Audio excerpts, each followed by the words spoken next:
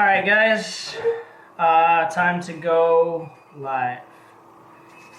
So what I'm going to do is we'll probably go a little longer than usual today, but I'll start out with a few announcements I have just in general regarding Valentine University program for different tiers and all that kind of stuff. There's a lot of stuff that you guys probably need to know that you might not be aware of since it's pretty much a new program for everybody. Then I'll go into a segment on emotional connection and qualification, which is one of the most important parts of the game, which is usually overlooked. I'll take questions on that material, and then I'll open it up to questions on anything in general at the end. So the first part will be a bit of me speaking, and then the last part, maybe about the last half or a little less, I'll take general questions from you guys on just about anything. And then if you guys have procedural questions, like general, like Valentine University questions, how to navigate, stuff about your accounts, that kind of stuff, I'll try and stay on and hit those at the end. If there's anything in that sort of arena that I don't hit, feel free to hit me up via email, todd@realsocialdynamics.com. You have sort of access to me that way on an ongoing basis. Okay, so first of all, quick announcements. For everybody, if you haven't checked out this month's Mission Impossible and done it, go do it, and then write a report on the page with the mission. When you do that, I will look at your report and I will get back to you. Typically, I do the missions in bulk towards the end of the month. It's just more practical for me to do it that way than going through like day by day, every single day checking back. So don't expect them like an immediate response, but do expect the response within a month at most. So you'll be getting that. Secondly, for the people at other tiers, the online and text game machine is in editing right now. It will be out very soon, and I think you're going to be incredibly happy with it. That's for guys at the master's degree and PhD tiers. It's pretty incredible. You're going to love it when you get it. And like I said, it's all been filmed and cut. We're just putting the final touches in editing, and then we have to upload it. So it should be there very soon. For those at the PhD degree level, there is going to be a special webinar, the custom roadmap webinar. That should be coming within a week to 2 weeks. I believe it's a week from now. But check your emails for that. Stay tuned on that. And then lastly, for anyone who signed up for the one-on-one coaching option, I've only had a few of you schedule so far. You should have an email about scheduling, so definitely check that out and get on it, because if you don't schedule, I can't meet with you. So that's sort of administrative stuff. Again, if anybody has questions on any of the admin stuff, hit me up, todd@realsocialdynamics.com at any time, and I'll either answer you or forward you to the person who can. All right. So let's talk about game a little bit. And specifically what I want to talk to you about today is the emotional connection and qualification part of the game. And this is one of the biggest areas of game that gets neglected by people that are getting to sort of an intermediate level. This is one of the biggest things that sets apart the good intermediates from the bad intermediates. Is, are you able to actually connect with a girl and form like a deep bond? Or is it just sort of superficial indicators of interest, and you're kind of hoping that they last over time and hoping that you have enough momentum to get her to the bedroom? And the most important part of emotional connection, in a lot of ways, is qualification. Because if you think about what is it that a girl really wants? Well, what is it that anybody really wants? If you're looking at your ideal mate or your ideal person to have a relationship with, what we all kind of really want is the person who we don't deserve, but who somehow convinces us that there's something special between us. Now, why is that? Well, obviously, if you get someone you deserve or someone you feel is beneath you, you're always going to be looking around and trying to find, the bigger, better deal, looking for someone else, and you'll be, eyes all over the place.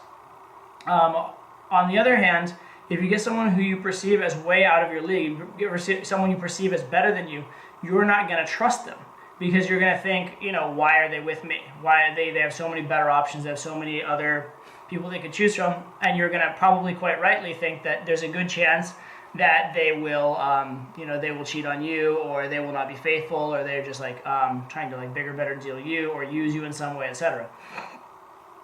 But if you somehow believe that that person that's kind of at the caliber you should get, or better than you even believe you deserve. For some reason, they've shown you that you are special for them, like you have some kind of crazy good connection, or there's something really unique about the two of you, some unique area of interest that you both share, things like that. It makes it very plausible that that person really does like you on that sort of more deep level.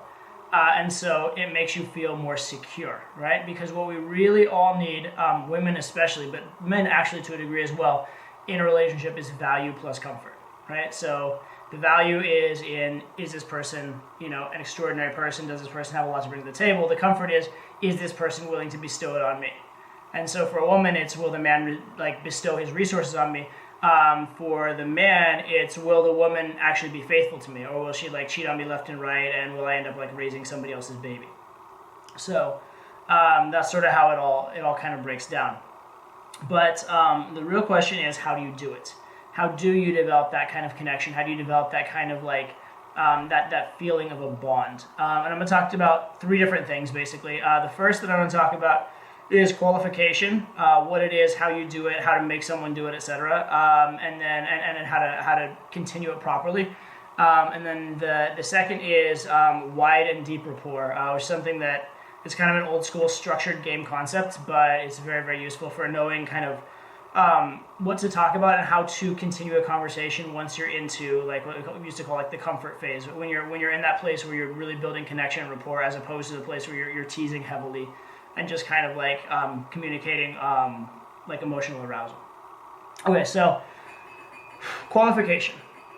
What is qualifying yourself? Qualifying yourself basically is the idea that you have to prove yourself to someone, or the fact that you have to win someone over in some way. Imagine a typical job interview, right? In a typical job interview, the person who comes in for the job wants the job pretty badly. The people sitting on the other side of the desk don't know who he is yet. And they might want him down the road if they got to know more about him, but as of right now, they're basically in harsh selection mode. They're looking for reasons not to take him first, because ideally they have so many candidates. They have maybe hundreds of applicants or thousands of applicants for the same job, and they're looking first and foremost to weed them out quickly, and only from there are they looking to settle in on the best ones. They also probably feel like the difference between candidates isn't that big. So there's not that much lost if they accidentally reject the wrong candidate. And that's kind of the role that a lot of women are in when they're dating, or when they're going out to a club, is they're getting hit on by a lot of guys. They feel like most guys are pretty much the same, and sooner or later they'll either meet a guy or they won't. But rejecting one guy here or there doesn't seem like that big of a deal to them. Now it's your job as a man to do two things. One is to make sure you're the guy that they are afraid to lose. But two is to flip the script and make them qualify themselves to you, because that's what they're used to with guys they really like. Most sex, you have to realize this, most sex does not happen from cold approaches. Most sex happens from social circles, from girls having crushes on guys, even girls chasing guys, trying to pursue them, trying to be in their vicinity, all kinds of silly little manipulative crushy things that girls do. And in that case, the girls are put in the position of trying to win the guy over, trying to impress the guy. And unfortunately, doing cold approach, we don't have that as a luxury, because we initiated the approach, and we don't have months or weeks or months or years for the girl to develop a crush on us. It has to happen very quickly. It has to happen, within minutes. However, we can still simulate that. And the first part of simulating that is giving the girl the opportunity to prove herself, giving the girl the opportunity to qualify. So qualification starts as early on in the set as even the first 30 seconds or the first minute. Even if you're not overtly asking the girl to qualify herself, it's very, very important that as soon as you are able in the set, you need to get the girl contributing in some way.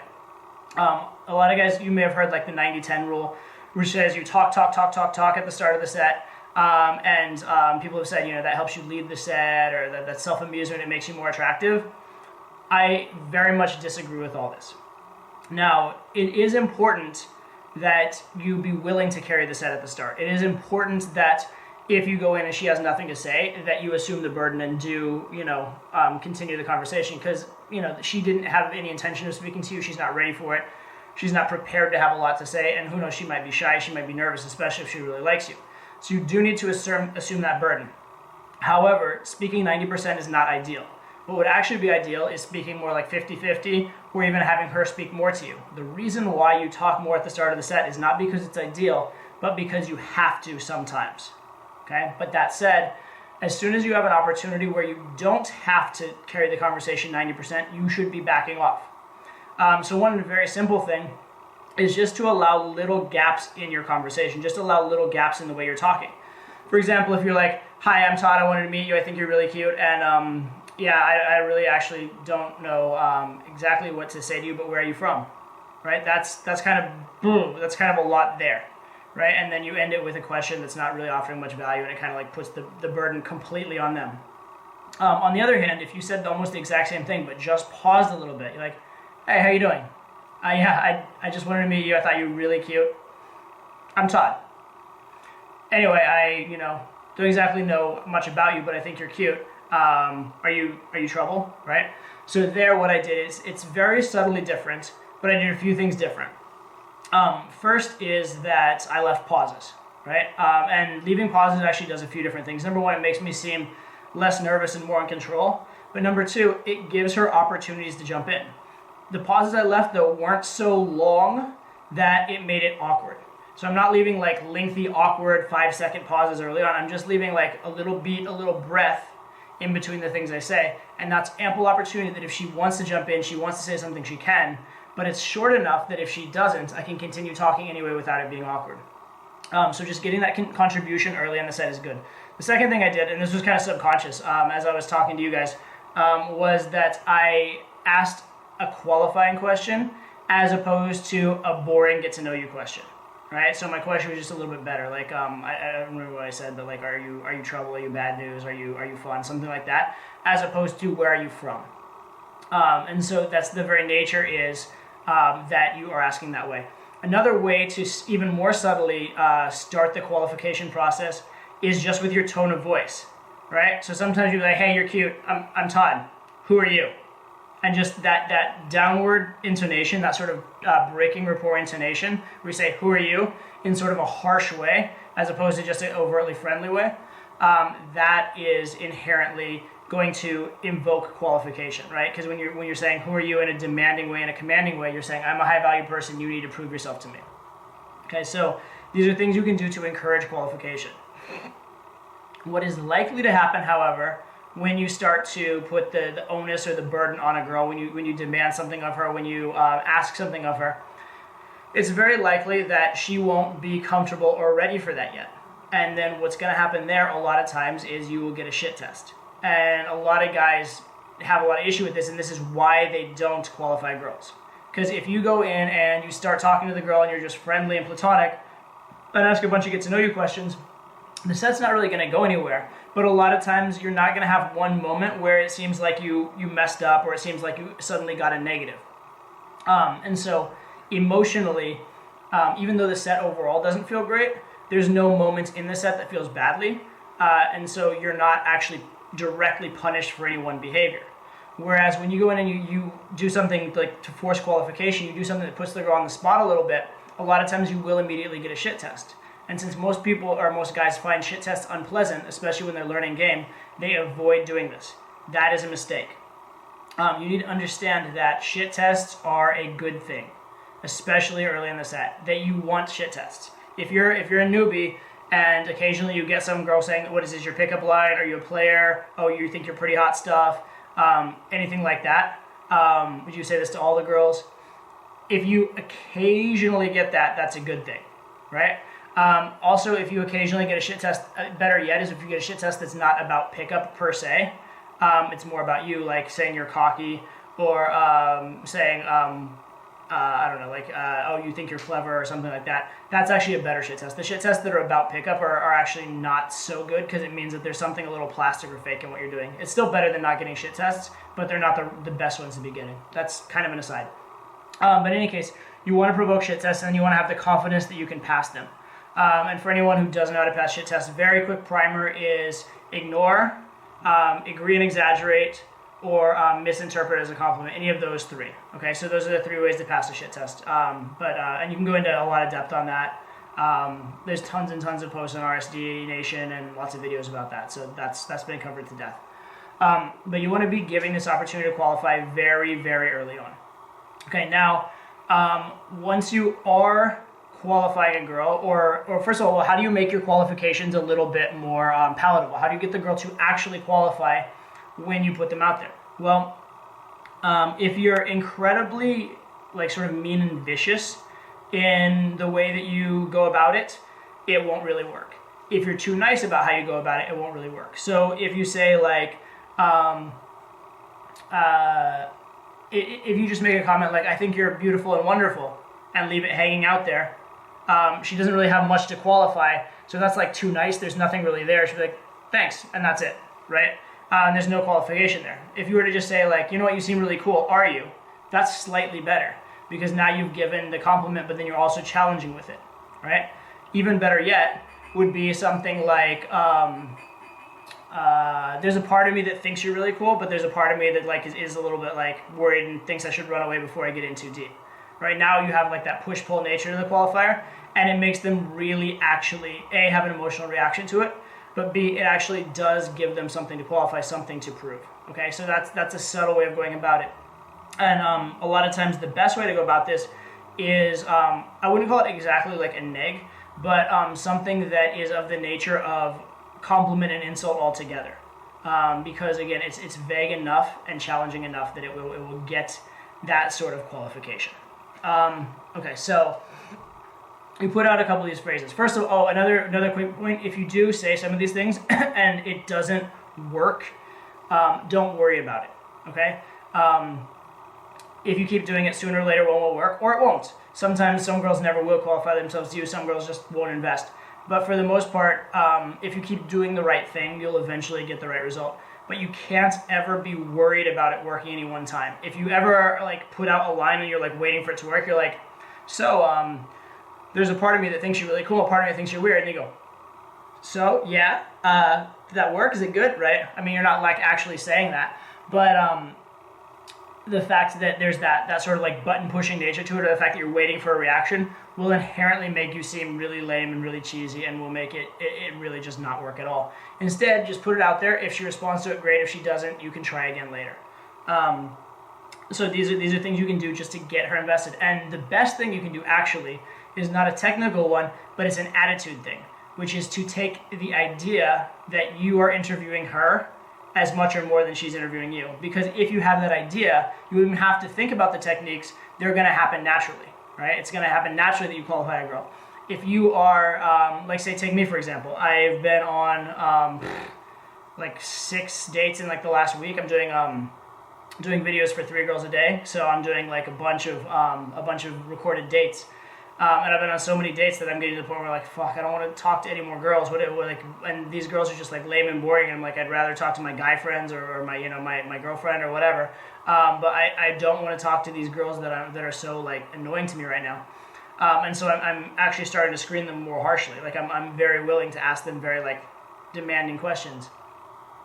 Because I'm in the mode of I have so many dates. What the fuck? So if you take that idea of you're the interviewer and you have abundance, you're going to naturally start to qualify. Next thing on qualification is, okay, so you start qualifying, they start to try and impress you. Now what?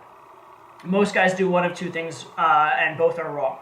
Either you try and you ask the girl a qualifying question, she qualifies herself, so she goes, actually, I did da-da-da-da-da-da, like this accomplishment and that accomplishment and this thing in life. Guys do one of 2 things. They either go, oh, wow, that's really amazing, and they give everything back and just close the conversational loop, and then they have to kind of start all over again. The other thing that guys will do is they'll take the opposite route, which is they'll be super harsh, and whatever the girl says to qualify, they're like, that doesn't matter. Whatever.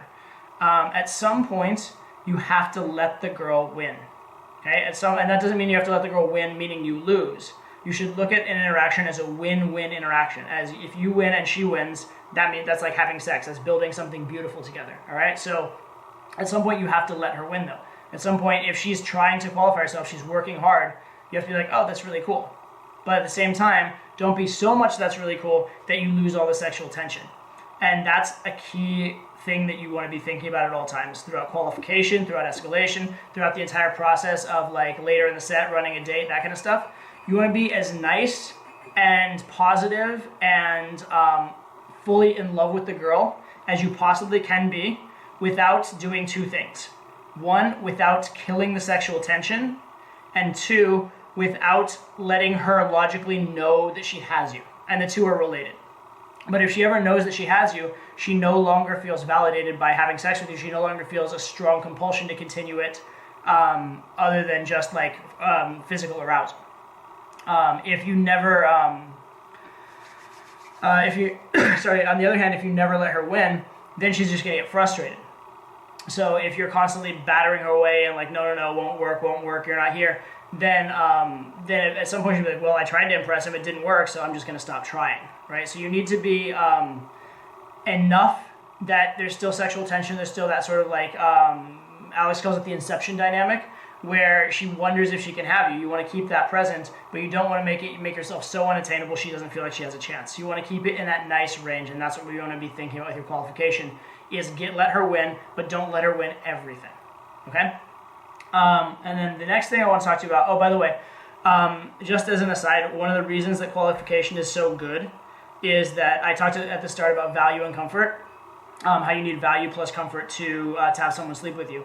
The funny thing about that, though, is almost everything you do that builds value destroys comfort, right? If you are convincing a girl that you're better than her and you don't need her and you have your own life and you're completely like secure and a bit of a dickhead, yeah, that builds a lot of value, but it also makes her think she can't trust you or it's never going to go anywhere with you. On the other hand, if you're like super there for her and super supportive and super nice and make her your priority, yeah, she'll feel really comfortable with you, but she's gonna be like, why does this guy have nothing else going on in his life? I don't know if I even respect him. And so you lose value. The great thing about qualification is that it does both at once, okay? It gives you value and comfort at the same time. The value is from the fact that you're putting yourself in the frame of being the selector and you're actually like challenging her and putting her through tests. So that's putting you in the high value role in the conversation.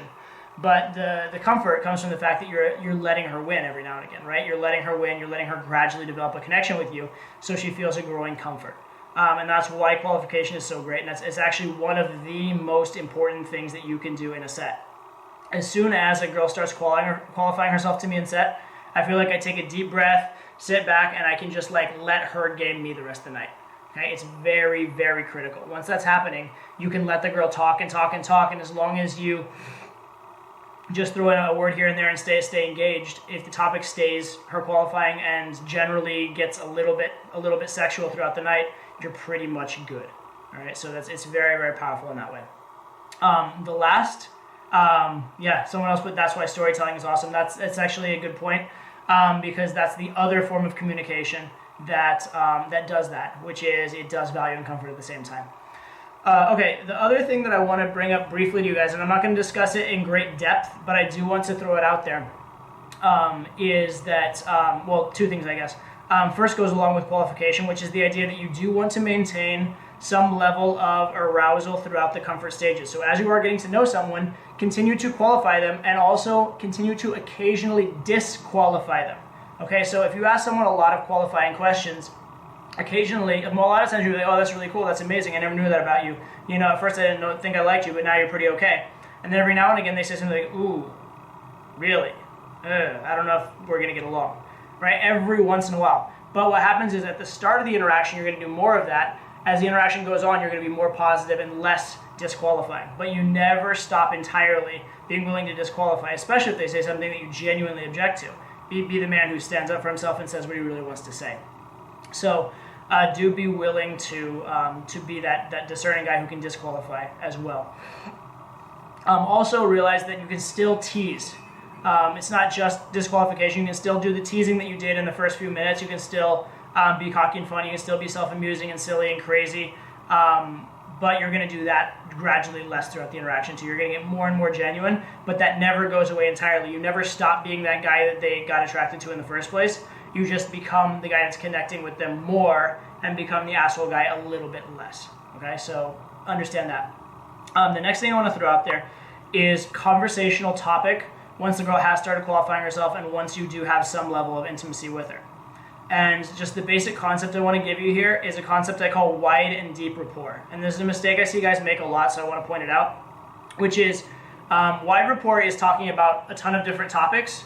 Deep rapport is talking very deeply about any one topic. And the thing is that if you speak deeply about one topic, that builds a lot of connection. It builds a really intense connection if it's a topic you both care about. Like, say for example, for me, I really like certain games. Like, I like chess, I like poker, I like pool, that kind of stuff. If the girl actually could talk to me about, like, for example, like theory of poker, actually, as nerdy as that is for me, for like, you know, an hour, and actually like have an inherent, like an interesting conversation with Beth, I'd be like, oh my God, you're amazing. You're incredible. I would really love that. However, if she and I talked the entire night about only poker for like 6 hours, I might even enjoy that conversation massively, especially if she's a good poker player. But at the same time, after that conversation's over, I'm not going to think of her as, oh, that sexy girl. I'll be like, oh, there's that girl that I talk poker with, right? There's not going to be that like level of conversation where I think I could talk to her about a lot of different things, or that level of conversation where I'm really like loving her as a person.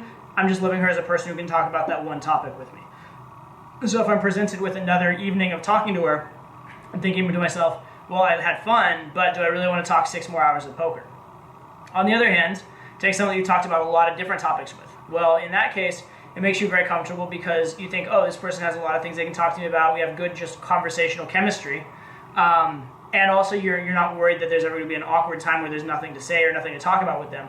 But on the other hand, it's all very superficial. You don't feel a lot of depth or a lot of real connection and intimacy to any of the topics or any of what's being said. So it's not really as strong.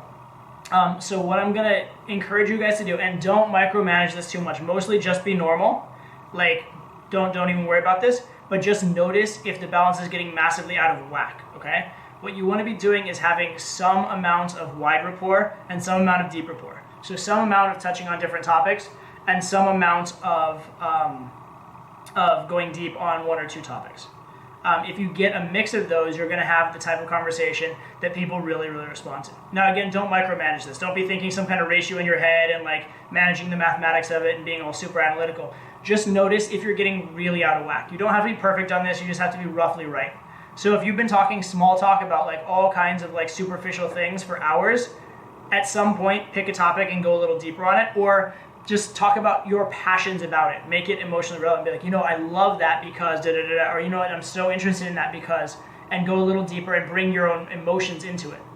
If on the other hand you've been talking about one topic the entire night, that's good as far as it goes, but at some point change the subject up and switch it to another topic. The one exception to this possibly would be if you are talking about the topic of something very sexual or intimate with a girl, something that's directly leading you towards sex as the topic of conversation. In that case, I'm okay with keeping that as the deep conversational topic because in that case, you're just going to have sex with them pretty quickly probably, and I don't see a reason to derail that particular train. But if it's any other topic, mix it up and definitely try and include a sprinkling of topics including qualification or including sex or sexuality. So that would be a little quick word on how to deal with conversational topics later on. The last little word I'm going to give you in terms of building comfort is something you've heard a lot before, but nobody does properly, in my experience. I think even guys at like an instructor level don't do this as much as they should. I probably do it more than just about anyone. If you ever watch me on a date, you'll see a lot of movement and a lot of venues. It's not like I stay in one place for an extended period of time most of the time, especially not on a date that's going really well. There's a lot of going from place to place to place, sitting in different places, walking, stopping, standing, starting again. But the interaction goes over a wide range of venues, and that way it seems to take a lot longer, and it seems like you've known each other a lot more than you actually have. And in particular, especially on like a cold approach, getting moved from the first place you talk to the girl is absolutely critical, because as long as you're in that first place and first position where you started speaking, it feels like a pickup. As soon as you move to another place, even if it's like moving 5 feet out of a crowd, or moving her like over to a bench to sit down right there, or moving her to the bar to get a drink, or taking a quick tour like to come meet your friends or whatever, as soon as she is being led by you, now all of a sudden it's no longer a pickup. It's two people that like each other getting to know each other. So I want to share that with you as well. Okay, so those are some general sort of broad outlines on qualification and emotional connection, why it's important, what you want to do, how you want to handle it, and some tricks and tips in order to do it more effectively. So what I'll do now is there's a few questions already. I'll look at those, and then if anybody else has questions regarding qualification, emotional connection, any of that kind of stuff, I will take those questions first for a bit, and then I will open it up to general questions.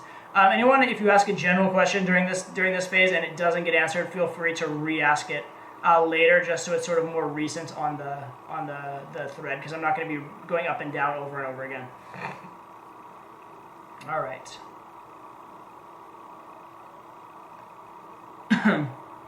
Okay. If we're getting shit tests, does that mostly mean I'm starting to relate to or man to woman? Yeah, that definitely can be the case, especially if you are going through the transition from like sort of beginner to intermediate.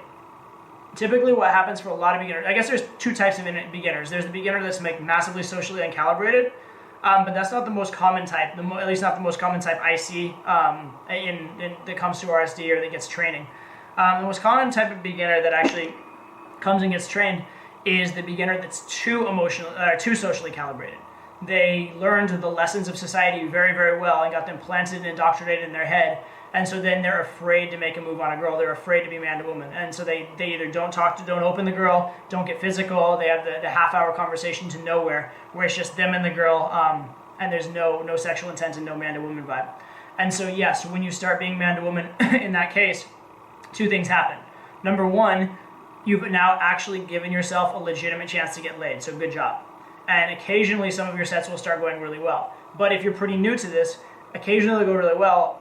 Maybe more often or maybe equally often, they'll go fairly poorly, right? All of a sudden, like what seemed like a pleasant interaction all of a sudden like takes a turn for the worse because you get that shit test and you don't know how to handle it usually. But understand that that's part of the process. Actually have a look at the How to Learn Game Manifesto. It's a good example for that. That's for anyone who's master's or PhD level. But in that I talk a lot about that transition from beginner to intermediate, where you basically at a beginner level you just can't get laid. Like you're not that you're a bad person or whatever. You're just not either putting enough out there to get laid, or you're too miscalibrated to get laid. But then that transition to intermediate, you're giving yourself a chance now. But what's going to happen is, excuse me, because you're now a sexual threat, instead of being like condescendingly approved of, like, oh, it's so nice, this guy's trying. Now all of a sudden, girls are going to actually give you harsh rejections. Guys are going to actually be mean to you from time to time. And so it's disconcerting. So on the one hand, you're getting better reactions here and there, but on the other hand, you're getting a lot of really worse reactions. It's kind of hurtful. But it's just a stage that you go through, where girls will be meaner to you, as well as certain girls will be much nicer to you. And that's just how it goes. So yeah, that it is a sign that you're trying, or it can be a lot of times a sign that you're actually relating man to woman. And shit tests in general are good. Understand that if a girl really doesn't like you, she'll do one of two things. She'll either leave, very commonly, or she'll say something overtly mean. And there's something different between overtly mean and a shit test. Like, fuck off is not a shit test. Okay, fuck off is fuck off.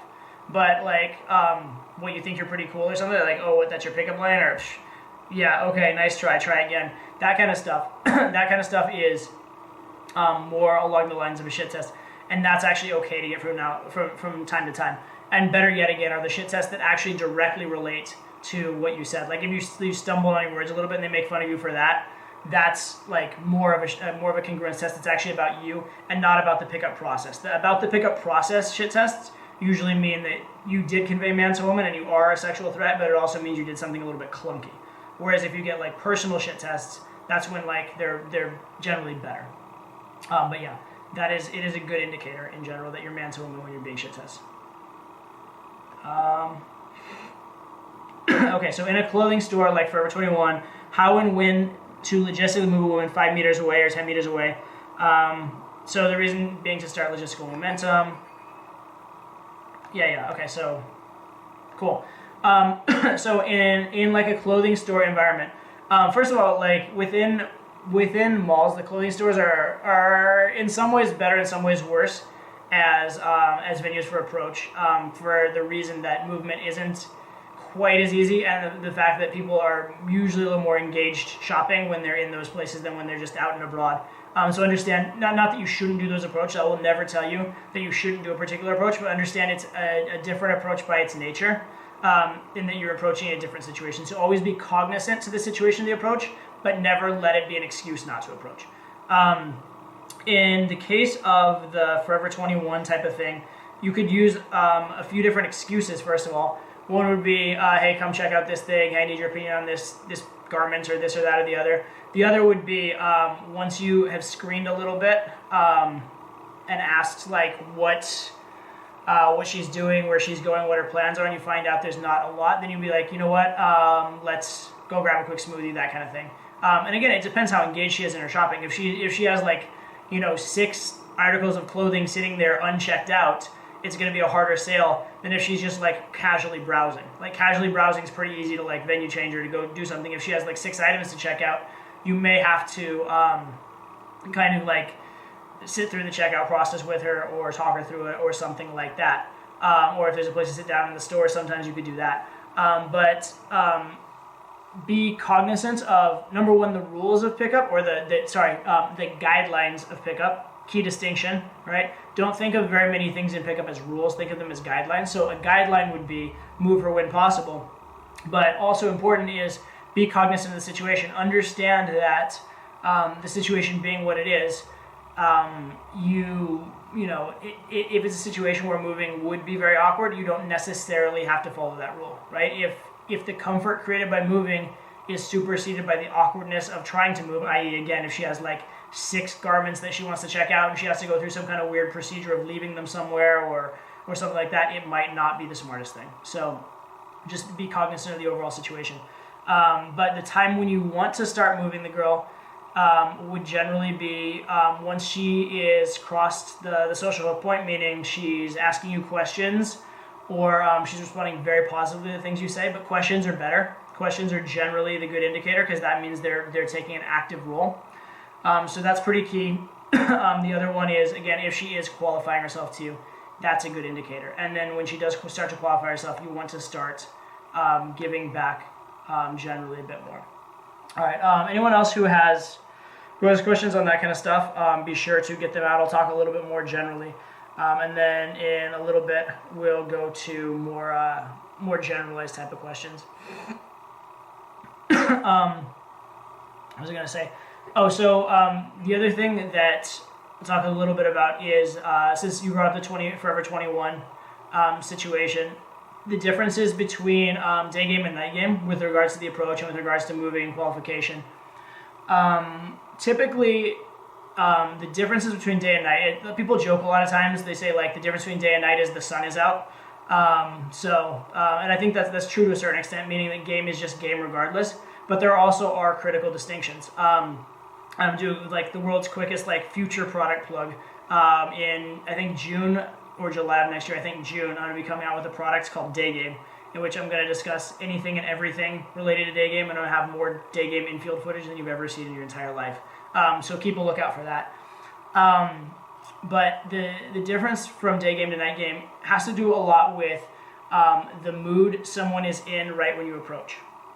So the night game, people are in more of a social mood, more of a party mood. Oftentimes there's alcohol involved, and usually they don't have other plans for the night. Wherever they're at, be it a bar, a club, whatever, it's in alignment with their plans for the night. Now there are cases where they're at one bar and then they're going to another bar, but even then, the general idea of bar is still their plan for the night. So you don't have to like sort of fight the night quite as much. However, day game, you do sometimes have to fight plans, like they're going to work or leaving work, or they have an appointment, or they're meeting a friend, running an errand, that sort of stuff. Or there's various other things that are kind of in the way logistically. But the great thing about day game is that oftentimes you'll actually meet the girls alone. You'll actually meet the girls when they don't have friends as obstacles and they don't have other people judging them and looking at them. Also, for a lot of girls, it's a bit of a fantasy thing to meet a guy in the day game because at night girls expect to get approached, whereas in day game girls don't typically expect to get approached so much. So the very fact that you are doing an approach will tend to carry you through much more. It will tend to make you appear much more assertive and alpha. It will appear to make you look it'll just make you stand out much more. So because of that, you don't have to do as much to build value.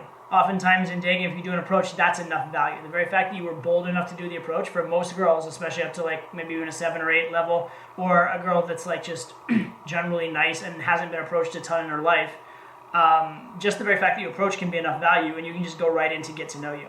And that's why a lot of guys that don't really learn strong attraction game, but they learn to do comfort, can actually get good results in the day game. And guys that will never get great results in the night game and get quick escalations and whatnot, can get numbers in the day game that will be friendly and fairly solid, and they can actually get dates and go from there. I call it the chode path to getting laid, but don't discount it, because it works. It's how I got laid for probably the first 4 or 5 years in my pickup career. And to be fair, if you really just wanted to do volume and numbers and were willing to do dates, it's as effective or more effective than any other route that I know. So be aware of that. But that's a little bit on the distinction between day and night game, etc. All right. Now, if you guys would like, I will take any general questions you have in game. So, for example, anything that, especially if you did the Mission Impossibles, those are really great questions. Things that came up there. If you've been out recently and you have particular sticking points or questions that have come up, those would be really good to ask at this point. So I'll take a quick peruse and see what you guys got here. Oh, wow, bunches. All right.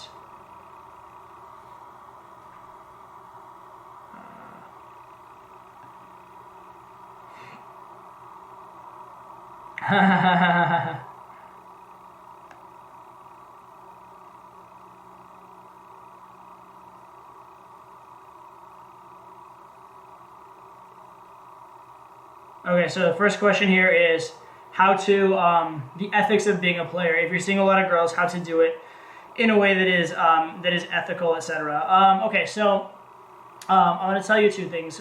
First, I'm going to tell you how to be ethical, and then I'm going to make the point to you. Don't be as concerned as you might be about, do be concerned about being ethical in a very genuine way, and do be concerned about like not really hurting people, but don't be so sweet and concerned as you might think you are, because most guys overestimate how attached girls really are early on in relationships. So early on, when a girl's just casually dating you or doesn't know you that well, she doesn't have that much commitment to you. She's oftentimes seeing other people too. And if you're in this game a long time, you're going to realize like the level of things that girls will do in that spot. You're not going to have quite so much sympathy as you might otherwise.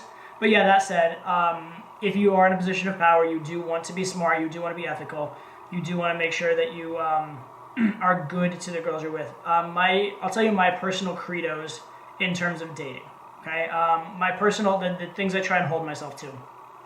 Rule number 1 would be, if I possibly can, I leave a girl better after meeting me than she was before. Meaning that, it's actually a good criteria. Zig Ziglar, in talking about selling, he used to say a good salesman, whether he makes the sale or not, and good salesmen will make the sale a lot, but whether he makes the sale or not, will leave the sales prospect more open to the next salesman that comes along than they were before. So it'll be a pleasant experience, to be a situation where they'll trust and have rapport with the next salesman more readily than before. So that's a thing that I try and think about, is I try and think, will knowing me make the girl like men more or less? Like, am I ruining her perception of guys? Am I making her think all guys are douchebags? Am I closing her off to the next guy who's actually being genuine and wants to pick her up? And so I want to make sure that good experience is maintained. And there's a self-interested reason for that too, which is that you don't get blowback that way. I have a very good track record of girls I've dated being my friends and still liking me and still actually even being willing to hook up with me even years later. And part of it is that. Part of it is that I am very conscientious about that. In fact, the only really like massively negative case was the one situation where I was forced to deal with things in a situation I didn't want to. Because I was seeing another girl and she kind of like forced my hand on some things. But for the most part, I'm able to do that. So that's one big criteria. The other criteria is honesty, which is that if someone is presented with a rational decision or is presented with all the facts to make a decision, you're not responsible for the decision they make. But if you mislead them in some way, if you give them bad facts, then that is pretty manipulative, and then you've maybe done wrong. And then the last is to try and find out what the girl really wants, and try and help her with that as much as possible. If you legitimately are contributing negatively to a girl's life, do be the bigger man and cut it off. So let's talk about all three of those very quickly. The first of leave her better than you found her is just try and come from a position of value rather than a position of manipulation, right? There's two ways to get a girl attracted to you. One is by being an amazing guy and letting her experience that amazingness. The other is by like trying to coerce her or limit her options, or sort of like work through like extreme like fear of loss tactics and that kind of stuff. You should be able to keep the girl through honest factual dealings, right? And that brings me to the next point, which is when you first start out seeing the girl, you have a choice in how you present yourself. You can present yourself as the relationshipy guy who wants to marry her, or you can present yourself as the guy who's a little playerish and she might not be able to, necessarily win you over. Now, that doesn't mean she has no shot with you, and that doesn't mean you have to tell every girl, like, I'm a player, it'll never happen. You can and should leave open the door that something's possible, as long as something is. And I think for most guys, something is. Even if you're not looking for a girlfriend, if some girl really stands out and really is amazing, you would potentially consider it, or you'd potentially consider, maybe if not a girlfriend, something more serious with her. So if that's the case, that's what I tend to convey. I tend to convey, look, I'm not really looking for anything super serious, but like, if we just happen to like each other, I'd be an idiot not to, right? So let's not have anything signed in blood, but let's enjoy each other and just see what happens, and keep our options open, keep our minds open. So that's kind of the premise that I take with it, and that seems to be good for not hurting people, and also good for also not killing any chance of having it work out. Because like if you're too playerish, you hurt them on the other side, which is you deprive them of the experience of you. And if you're a good experience, that's hurting them as well. And then lastly, let's talk about like if being with you is legitimately hurting their life goals or their long term, then be cognizant of that as well. Like for example, if a girl is like rounding past 30 and she wants kids, and you would never in a million years consider having kids with her, don't string her along for 5 years till like she's in like a dangerous position of like not being able to have kids at a decent age and stuff like that. So be smart about that. If that's like a real dream or real aspiration of hers, then don't mess it up. Or for example, if you were dating a girl who's like an Olympic athlete, and all of a sudden when she's like with you, she stops training, or she is not doing all these other things that are really positive in her life, then definitely make sure that within the relationship you're encouraging her to do those things. And even if she's like really ruining her life for you, maybe just be like, hey, look, finish this and then let's get back together afterwards, because I don't want to ruin it. That's really up to you. But find out what really drives her, what she's passionate about, and make sure that you are not only a good emotion, but actually a good influence. So those would be the three things I would say would be to do. Okay, so make sure that you are pleasant to deal with, and leave her not hating men. Make sure that you are dealing from a position of honesty and letting her make a real choice, not a fake one. And then number 3, if you really do know that something bad is happening in her life and she's just pursuing you because pursuing you at the expense of other things that are going to hurt her more in the long term, maybe you should have a heart-to-heart with her, and maybe you do need to look at what's going on. So those would be my criteria. Beyond that, it's kind of an all fair in love and war thing, and understand that girls, especially early on, are not super committed. So as long as you let them know what they're getting into, let them know that you're not exclusive with them, let them know whatever, then it's sort of like buyer beware, and they're adults to make their own decisions. All right. Let's see. Social circle game.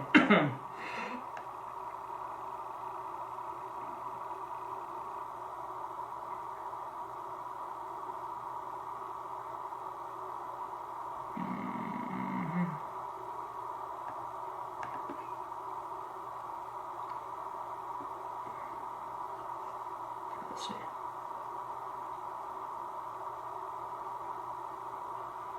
Okay, so here's the situation. He met someone in a social group that he has, and he and he pulled her, but he doesn't really want anything super further, that sort of thing. The best way that I would know to deal with that would be one of a few different things. Actually, probably the best way that you can cool something like that off, if you actually really care and don't want drama, would be to do the way that girls do, which is to let's just be friends her, right? Which is when she wants to hang out with you. Actually, even you can do one of two things. You can either like say like just be like, yeah, I'd totally love to hang out with you, I had a great time, but just I think we should take it slow. That went a little fast last time. I'm not so sure, but I intend to see you, and then just see her as friends, and then just refuse sex to her. And that's actually good in a way, because number one, she can't really object to that. She can't have a problem with it. And then two, she a lot of times that'll keep the girls around really strongly, and it'll build you a social circle of girls that are just around you and into and that kind of stuff. I wouldn't bring her around in that context, in any kind of wing girl context, for quite some time. Like wait until she's actually dating someone else or whatever.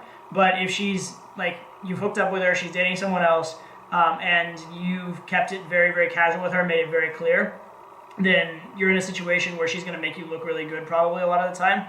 You've been upfront with her, she can't really hate you, and whatever like little bits of jealousy she has that she's not really fully going to act on can only help you with other girls, and she has no legitimate reason for drama, so you're probably in good shape there. So I would say the let's just be friends route actually could work, and don't be afraid to hang out as friends from time to time either. That'd be one good way to go. The other way to go, if it's not a big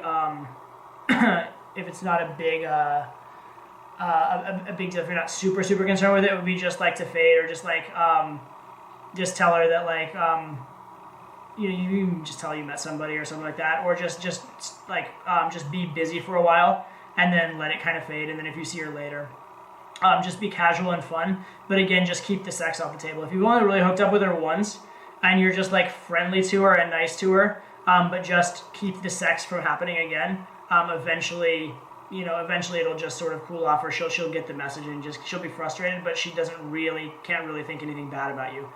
Especially if not only are you not you're not only not sleeping with her, but you are actually seeing her, and you're actually being positive and friendly in all the other ways, and you're actually offering value to her life as everything other than sex, then how's she gonna have a problem with that? So that's a good way to get through the drama if you're willing to put in the proper time to it.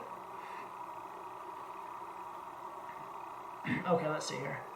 Am I correct in assuming that you're an advocate? Oh, hang on. I lost it.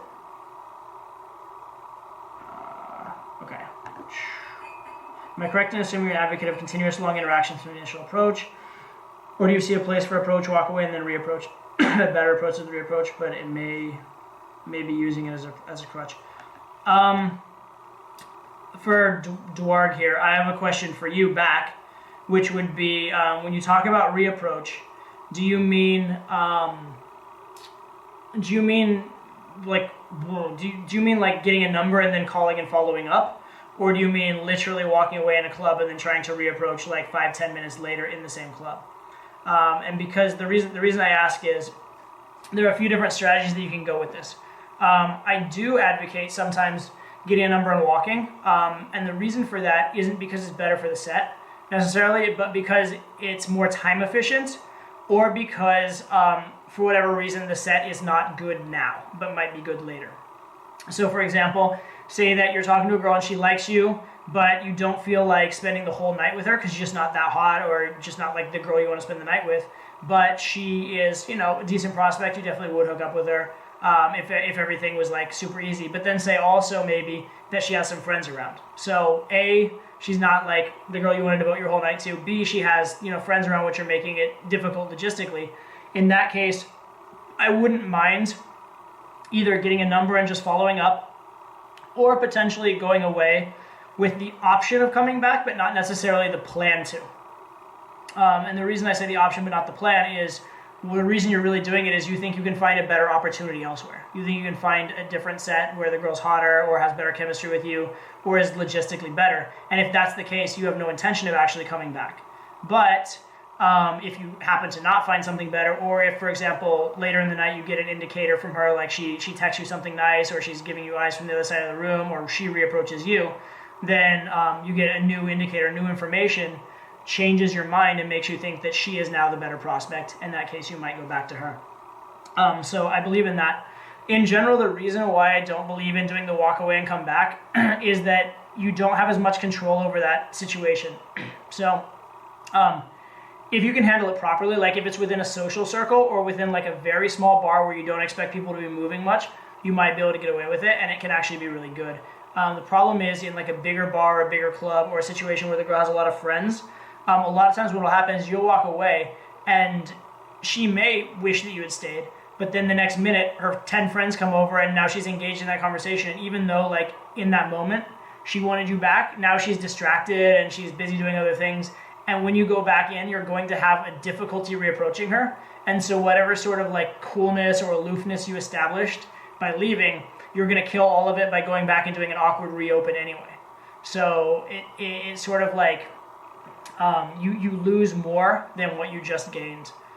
Because of that happening. Also, a lot of times she may end up getting dragged out of some other guy pulls her. That can happen. Or the other friends end up having her venue change or leave the club or something like that, and you don't get your opportunity to come back. So I don't agree with it as a default tactic. I do agree with it in certain circumstances, and those circumstances would be that you think that there's a good option to go somewhere else. You think that there's a decent chance she'll be there later, or you think there's a decent chance that her situation will get better later in the night. Like she's with friends, but there's a decent chance she'll be with fewer friends or alone later in the night. In those cases, I might. The other thing I might do in those situations would be to take a number, but then follow up not even the next day, but same night. Even take a number with the idea of, hey, look, you're with your friends, I'm with my friends. Let's meet up for a drink in like an hour and actually pursue this then when we both are more free. And then you could hit that up if it's very on. So those are options, but those are mostly to handle a particular situation or to improve a particular specific thing, rather than as a general idea of what you want to be doing there. Okay. How do you balance teases and cocky funny without going too far? What's the difference between a good tease and a tease that goes too far? Well, the first thing that I would say is most guys are a little too concerned with balancing their teases. Instead, what they should do is just find out what they can get away with and then drop back a little bit from there. I'm going to give a little bit of a poker analogy. This may go over the head of people who don't play poker, but deal with it. I'll try and explain it in sort of layman's terms. Say that you are playing poker against someone and they are doing something that's highly exploitable, meaning they're making a big mistake that should be costing them a lot of money. Now, what you would like to do generally is do whatever gets the maximum money out of that mistake, right? But fundamentally, doing that is deviating from correct strategy yourself. So you're doing something that is a little bit out there, and it actually is a risk, and it's actually you're making a mistake in order to exploit their mistake. Now, if the player was really good, then typically you wouldn't want to make that mistake because you're allowing yourself to be exploited back. But on the other hand, typically the fact that that person is making a mistake means they're not that good of a player, and they're probably not going to catch on to what you're doing. And even if they would be able to exploit you back, they won't be able to do it right away. So as long as you're cognizant of their adjustment to you, you can get away with over-adjusting until you get resistance or until it doesn't work. And so that's the concept I want to get to you, is it's okay to, when you notice something, it's okay to over-adjust until it doesn't work. So in teasing a girl, if you notice that a girl is particularly receptive to being teased, and most girls are, but not all girls are, right? Some girls you'll tease them and they'll just like, meh, or they'll just get offended by it or whatever. Not all girls are the same. Every girl has a blueprint. But if you notice a girl's particularly, receptive to being teased, then what I actually suggest is tease her more. And if that works, tease her more. And keep escalating it to the point where you start to get some kind of mildly negative reaction. And at that point, back off, apologize, chill, and now you know kind of where you can go with it. But the reason I suggest doing that, of like doing a little bit too much of our blueprint and then pulling back if necessary, and I mean ideally perfectly calibrated, you'd go like a little bit of blueprint, a little bit more, and then you notice some slight hesitancy and stop before you get over resistance. That's actually the best. But you're better off finding out what you can get away with and going close to it, even if you occasionally go just a little bit over, than you are trying to be perfectly calibrated and not offend. So with any particular girl, if she's giving you a green light that teasing is working, tease more. Be reasonable. Don't tease. If your experience with most girls is that like you can tease to here, and then your experience with this girl is it seems like you can tease to here, then maybe try somewhere in the middle, like here. Like don't go like way out here, but at the same time, don't hold yourself back. Okay. Understand that you want to play big, and it's not about having mediocre sets here and there. It's about having the girls that completely fall in love with you and are like polarized and like want to drop their pants for you right now. So play harder rather than less hard in general. Also, in general, a lot of guys start to tease girls and they get some good reactions and they're just happy with it, and then they think, oh, it's dangerous, I won't try further. What you need to do as a general principle of game as you're developing is push it to the limits a little bit and occasionally get some very bad reactions so that you know what the general range for a girl is. So you want to figure out two things. You want to figure out what the general girl range of how much teasing you can get away with is, and you want to figure out the specific range. And so then in both of those cases, you're going to need to step over the line a couple times to figure it out. So what I encourage you to do actually is go out and tease a lot and find out what that general range is. Find out the place that you usually can't go past with most girls. And then when you're dealing with a new girl, go in assuming that that's probably about where her range is. But then when you get indicators of the contrary, expand or contract the range from there. But in order to do that, in order to do any of those things, you have to occasionally mess up. So don't be too worried about teasing too far as a default. Be okay to tease too far, occasionally and back off. Now, if you're constantly getting girls offended, that's bad too. Like getting girls offended by teasing should only be like, 1 in 10 sets or something like that. If it's way too often, then you miscalibrated the range. You think it's a lot bigger than it is, and you need to tighten it up and just play a little more conservatively. Okay, let's see.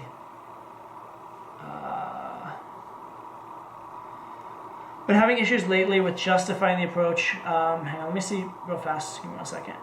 Okay, we have right now. Okay, we have a couple more questions right now. I will finish these questions off, and then if anybody has any sort of procedural questions, general Valentine University stuff, that kind of stuff, I'll take those, and then we'll close for the webinar.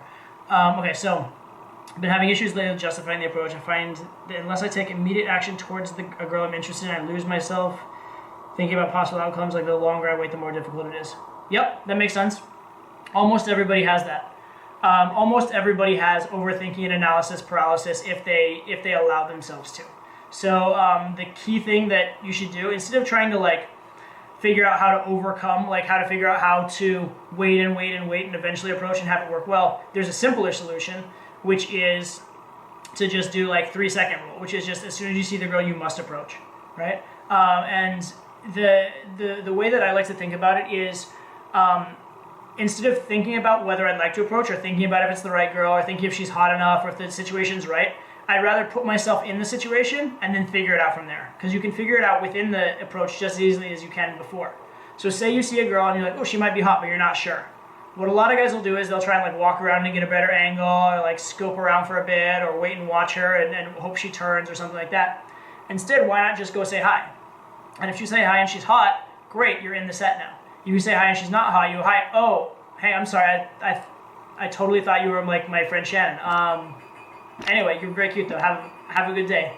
Yeah, sorry about that. And then walk off. No big deal, right?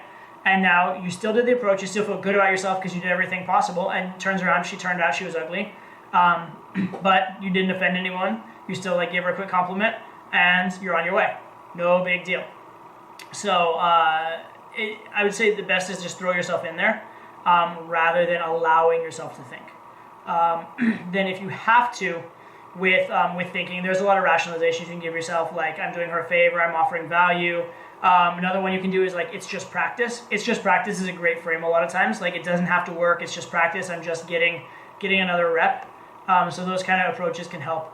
But the best solution to your problem really is make yourself go right away. Find a reason to make yourself go right away, and then trust that you'll figure it out, or trust that if you don't figure it out, that's okay too.